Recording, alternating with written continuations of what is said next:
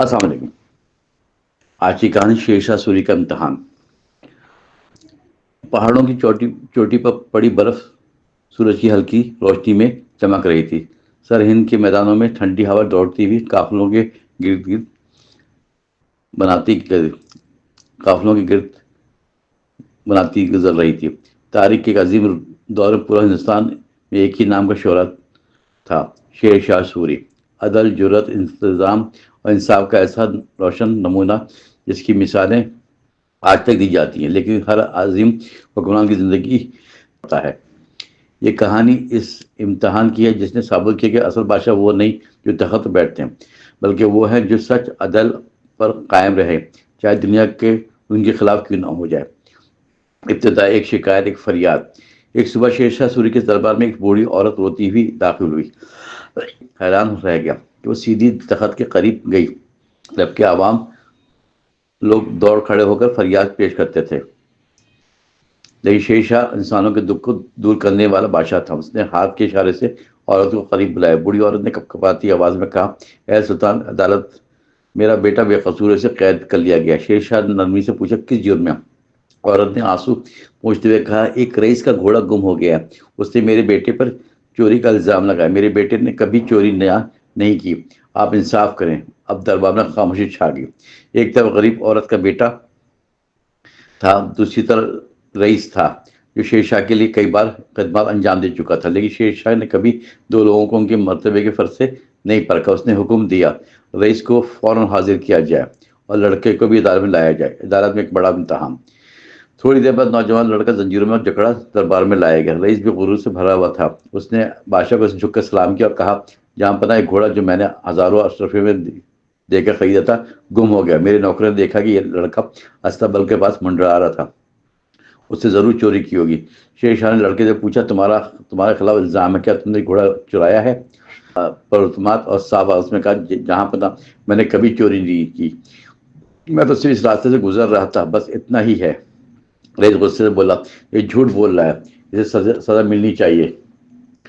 शेरशाह खामोशी से दोनों को देखता रहा, फिर नहायत संजीदा लहजे में कहा, किसी पर इल्जाम आसान होता है लगाना, मगर इंसाफ मुश्किल में खुद इस मामले की तहकीक करूंगा। ये ऐलान दरबार में बैठे सब लोगों को हैरान कर देने वाला था। एक बादशाह के लिए अपने हाथ से तहकीक करने गैर मामूली बात थी। हकीकती तलाश, सुल्तान का सफर। अगले दिन शेरशाह चंद काबिल एतमाद सिपाहियों के साथ भेज बदल कर रईस के इलाके की तरफ निकला। वह एक आम मुसाफिर की तरह रईस के अस्तबल के करीब पहुंचा। वहां के मामले कीमती जानवर, नौकरों की सरगोशी और रईस के तर्ज अमल को बगौर देखा गया। इस दौरान उसे एक नौकर के चेहरे पर खौफ और घबराहट नजर आए। शेरशाह ने आम मुसाफिर बनकर इस नौकर से बातचीत शुरू की।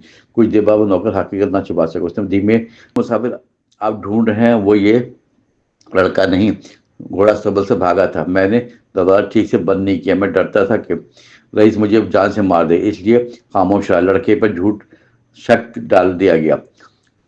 शेरशाह ने गहरी सांस ली। ये इसका इम्तहान था, एक गरीब के हक में फैसला देना, बासर रईस को नाराज करना। लेकिन शेरशाह अदल को कभी बेचने वाला नहीं था। उसने नौकर से घोड़े का मुमकिन रास्ता पूछे, फिर जंगल की तरफ रवाना हुआ। वहां उससे कुछ निशानात मिले, कदमों के और घास के बिखरने के। तो थोड़ी टूटी हुई झाड़ियों से अंदाजा हुआ कि घोड़ा यहाँ से गुजरा था। कुछ फासले पर घोड़ा जख्मी हालत में पड़ा दिखाई दिया। शेरशाह ने फौरन सिपाहियों से उसे उठाकर शहर पहुंचाने को कहा। वापसी फैसले का वक्त दूसरे दिन दोबारा लगा। रईस गुरूर के साथ खड़ा था। उसे यकीन था कि उसका सर और दौलत अदालत को रुख इसी तरफ मोड़ देगी। लेकिन इसी लम्हे शेरशाह पहचानी हुई शान के साथ, मगर चेहरे पर सख्त संजीदगी, सब एहतराम से खड़े हो गया। शेरशाह ने घोड़े को भी पेश करने का हुक्म दिया। घोड़ा साफ जाहिर कर रहा था कि किसी चोर के हाथ नहीं लगा, बल्कि जंगल में भटक कर जख्मी हो गया। शेरशाह ने सबके सामने कहा, हकीकत सामने आ चुकी है, घोड़ा किसी ने चोरी नहीं किया। अस्तबल के दो नौकर की गफलत से भागा और झूठा इल्जाम लगाया गया इस बेगुनाह लड़के पे। रईस के चेहरे का गुरूर लम्हों में उतर गया। दरबार में सन्नाटा छा गया। अदल का तारीखी फैसला। शेरशाह ने गरीब लड़के की तरफ से देखा और कहा, तुम बेगुनाह हो, ना तुम आज़ाद हो, बल्कि तुम्हारी इज्जत भी वापस की जाएगी। फिर रईस की जानिब मुड़कर फरमाया, गुरूर इंसान को अंधा कर देता। तुमने बगैर सबूत एक गरीब के मुस्तकबिल के साथ खेलने की कोशिश की। बादशाह ने फैसला किया, रईस 100 दिनार बतौर तावान लड़के को देगा। नौकर को गफलत की जुर्म में मुनासिब सजा दी जाएगी, मगर توبہ کی گنجائش رکھی جائے گی، کیونکہ اس نے آخر کا سچ بول دیا۔ لڑکے کو شاہی اسلحہ خانے میں ملازمت دے دی گئی تاکہ وہ عزت اور روزگار کے ساتھ زندگی بسر کرے۔ پوری دربار میں عدل کی خوشبو پھیل گئی، ہر زبان پہ ایک ہی جملہ تھا، شیر شاہ سوری نے یہ ثابت کیا کہ عدل ہی حکومت کو مضبوط کرتا ہے۔